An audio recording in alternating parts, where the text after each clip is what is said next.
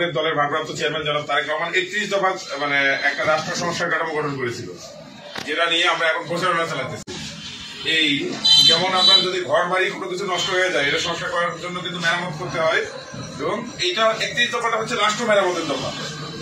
এখানে যে জিনিসগুলো হচ্ছে যে 26 দফায় আছে সবার জন্য স্বাস্থ্য, সবার জন্য সর্বজনীন চিকিৎসা এবং প্রাথমিক প্রতিরোধমূলক স্বাস্থ্য সমাধান নিশ্চিত করার লক্ষ্যে পর্যাপ্ত সংখ্যক প্রশিক্ষিত নারী ও পুরুষ পল্লী স্বাস্থ্যকর্মীর ব্যবস্থা করা, সংক্রামক ও অসংক্রামক রোগের চিকিৎসা, শিক্ষা, গবেষণার সুবিধা নিশ্চিত করা।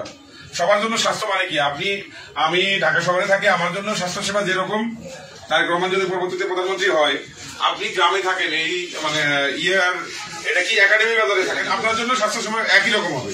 এবং আমার স্বাস্থ্যসেবাটা হবে, আমি হয়তো বিএনপি হাসপাতালে যাইতে পারবো, কিন্তু আপনার স্বাস্থ্যসেবার জন্য উনি যেটা করবে সেটা হচ্ছে প্রশিক্ষিত পল্লী স্বাস্থ্যকর্মীর ব্যবস্থা করবে। মানে প্রত্যেকটা বাড়ি বাড়ি থেকে বা ঘর ঘর থেকে প্রশিক্ষিত পল্লী স্বাস্থ্যকর্মী, যারা এই রোগটা সংক্রামক কিনা, যেমন ছিল কিছুদিন আগে আমাদের করোনা ভাইরাস ছিল, এটা সংক্রামক রোগ।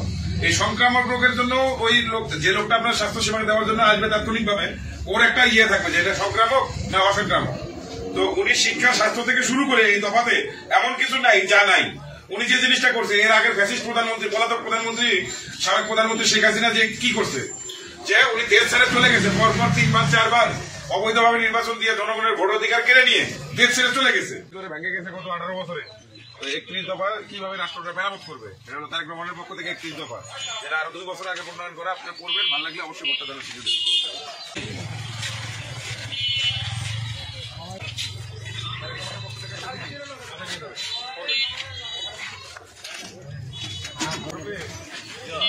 भैया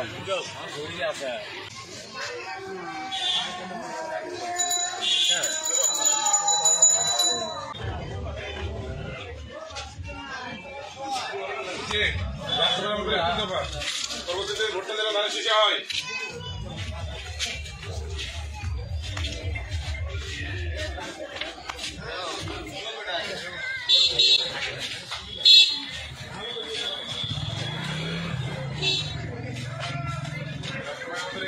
ভাই তারেক রহমানের পক্ষ থেকে একটা চিঠি রইলো, ভোটটা যেন মানে শেখ হাসিনা যে দেশটা একবার ধ্বংস করে দিয়ে গেছে, কি হবে এখন, আপনার ঘরটা গুলি করে ভাঙলে কি হবে, মেরামত করবে, দেশটা কিভাবে মেরামত করতে হবে, এটা তারেক রহমান লিখে দিচ্ছে।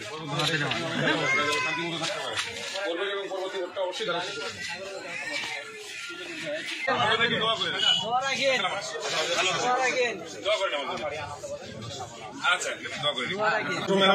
একটু কথা বলবে, দেখেন মেরামত করবেন না। গত 16 বছরে দেশটা কিভাবে ধ্বংস হয়েছে তো জানেন। রাষ্ট্র মেরামতের জন্য আমাদের দলের ভারপ্রাপ্ত চেয়ারম্যান জনাব তারেক রহমান, জিয়াউর রহমান এবং খালেদা জিয়ার সন্তান, বাংলাদেশের স্বাধীনতার সূচকের সন্তান, তো উনি 31টা দফা দিচ্ছে, যে দফায় আপনাদের সকল দাবি দাওয়া লেখা আছে, এটা একটু পড়বেন মনোযোগ দিয়ে, এবং পরবর্তী ভোট আসলে যদি আপনাদের এই দফার সবগুলো পছন্দ হয়, তাহলে শেষেই ভোটটা দেবেন। আমার জন্য দোয়া রাখবেন। আমার নাম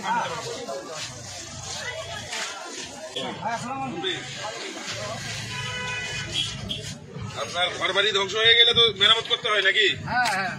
তো আমাদের রাষ্ট্রটা ধ্বংস করে ফেলছে, তো আমাদের দলের চেয়ারম্যান, ভারপ্রাপ্ত চেয়ারম্যান, রাষ্ট্র এই মেরামত করার জন্য 31 দফা একটা কর্মসূচি দিচ্ছে।